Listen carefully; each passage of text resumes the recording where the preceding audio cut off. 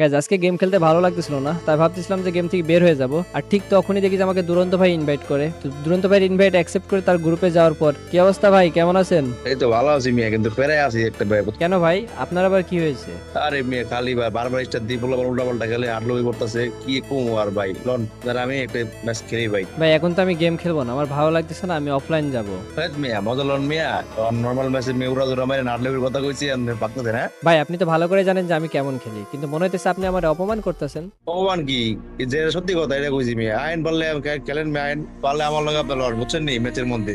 যদি আপনি পুরো ফুল স্কোর হেড পেতে পারতেন তাহলে মনে করুন আপনি পুরো প্লেয়ার মিয়া, লবি আন পড়তেছে পরে লেভেল বুঝেন নাই। তো আমাকে ডেকে এনে এভাবে অপমান করতেছিল, তো ভাবলাম যে একটা ম্যাচ তো খেলাই যায়। আর তাছাড়া বানিতিপুল ফোর সম্পর্কে তার মনে হয় কোনো ধারণা নাই, তো চল আজকে তাকে দেখাই বানিতিপুল ফোর কি পারে আর না পারে। তো ম্যাচে ল্যান্ড করার পর থেকে আমি কিন্তু একা একাই ঘুরতেছিলাম আর একটা ফুল স্কোয়াড খুঁজতেছিলাম, কারণ বানিতিপুল ফোরের পাওয়ারটা তো একটু তাকে দেখাতেই হবে। এন্ড ফাইনালি দেখো আমার সামনেই কিন্তু ফুল স্কোয়াড আছে, তো এই ফুল স্কোয়াডকে মেরে বানিতিপুল ফোরের পাওয়ারটা একটু দেখে দেওয়ার সময় মনে হয় চলে আসছে। রোজারটা কই গেল? বের হয় পাইটা।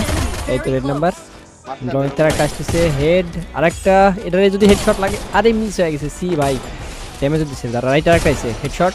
ধরো লাস্ট রাউন্ডে হেড মেরে বানিপুরে ওরাটা দেখাই দিক। কি ভাইয়া